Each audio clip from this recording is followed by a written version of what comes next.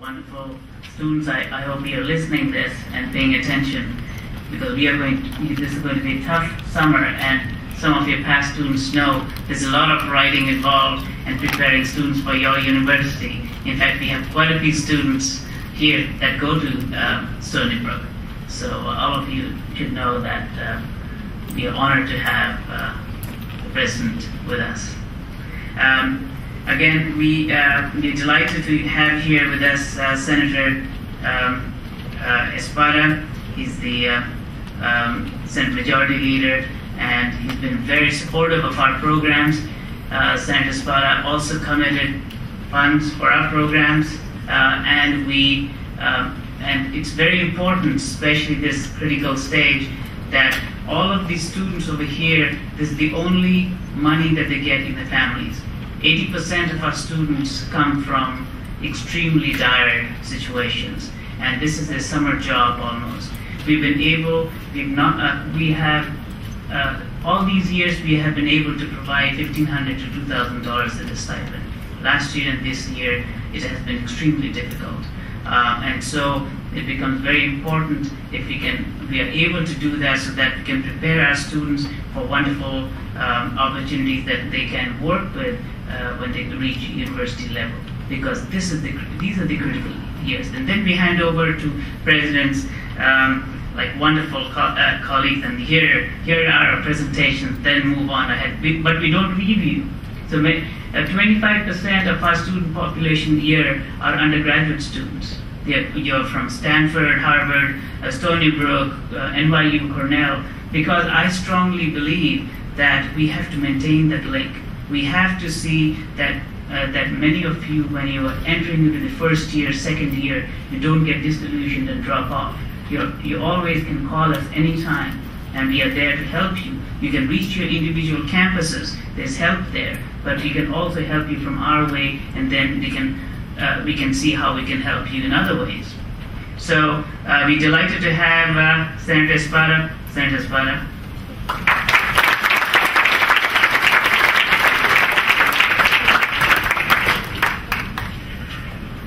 Buenas tardes. Yeah, you hesitated, huh? This is a global audience, a diverse and beautiful mosaic. You look beautiful from here. I just want to, before I offer some comments, to pause for a second, as we did in the State Senate, and pay homage to you, as you have, through so many other speakers, I'm sure. But the State Senate paused in its deliberations to honor you and your work. And I wish to present this to you on behalf of the New York State Senate. Thank you so much for what you do.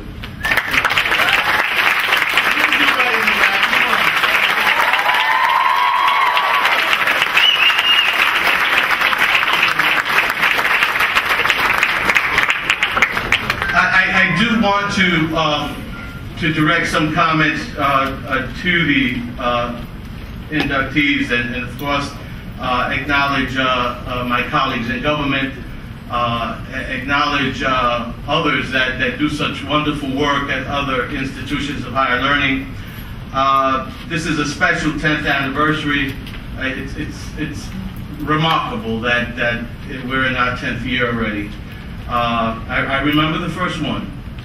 I do want to talk about myself for a minute, because there's so many of you who are gifted. I came from Puerto Rico at age 5. No one thought that I was gifted at all. I was unable to speak the English language.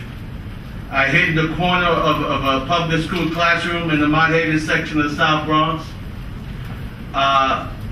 There was a 4th grade teacher named Mrs. Frank. And Mrs. Frank saw that little boy in the corner who people laughed at because I had one pair of pants. And the sneakers back in the day were Converse sneakers. There's no way, or Keds. There was no way, there was no Michael Jordans, but you get my point. There was a certain attire, there was a certain look that you had to have to be in, to be accepted.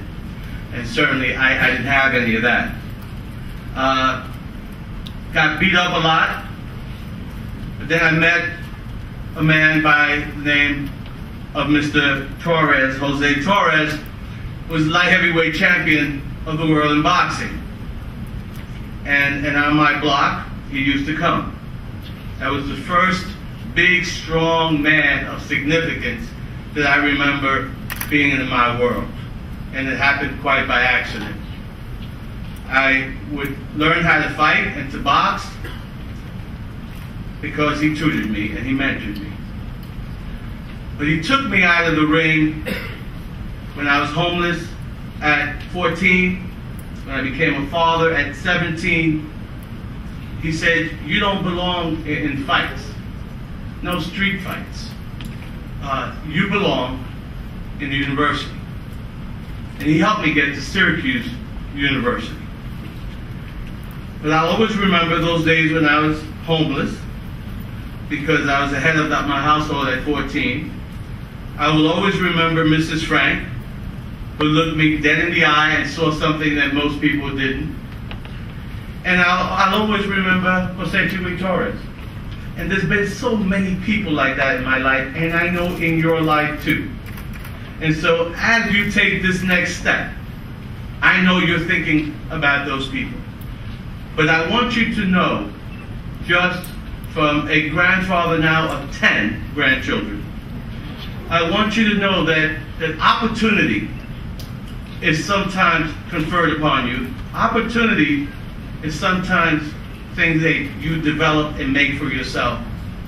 But sometimes, in our history, through civil disobedience, through taking the reins of an opportunity and saying, I know you don't acknowledge me.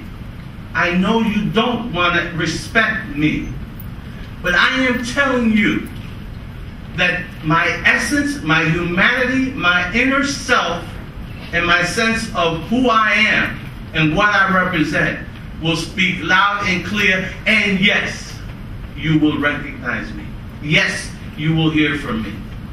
And I tell you this because I am the first majority leader in the history of the state and the Senate of Hispanic origin, and certainly the first one from the poorest county in America, the Bronx. That you can clap because understand that if I can do it, anybody can do it. There's absolutely nothing gifted about me. Nothing gifted about me. But I tell you, if the rule is unjust, if the line is too long, if we waited on that line for that opportunity to knock, and the doors are still closed, you can't always get there through civil disobedience, although I respect Gandhi, Martin Luther King. Sometimes you gotta call it for what it is. Unjust, justice delayed is justice denied, and maybe I want to nudge that door of opportunity open. And maybe, since I was in the back of the line and should have had a chance at the front of the line, I'm gonna bust that door down a little bit and let you know that I'm here and that I have something to say and that I represent that part of humanity that has always been told it's not your turn. You have to wait. And so I say to you, this is your opportunity. This is your pathway. But along the way, if you meet up with doors that should be open, if you meet up with doorsmen that want to knock you to the back of the line, step up for yourself and say, I'm here. I'll be counted. You're going to hear from me. Learn that lesson. It served me well. Thank you so very much. This is a point of high privilege for me to be here with you. I have one last thing. I never thought that I would be as technologically backward as I am. That I would be spending 30 years developing the practice of medicine in the South Bronx. For 30 years, I've had the great privilege of being able who opened the doors to the Soundview Healthcare Network, from physicians, pediatricians, internists, specialists of all types from all around the world coming to the South Bronx, serving 100,000 patient visits a year. And now, as I look at that pipeline, I don't see people that look like you and me anymore. And so as you usher in a new career in the sciences and technology, we need you desperately. We need you desperately because it does matter that you're culturally competent and aware. It does matter that you're diverse and global in your background. I applaud you for that, and we'll continue, Dr. Stats, supporting your every effort because it is truly making a very big difference.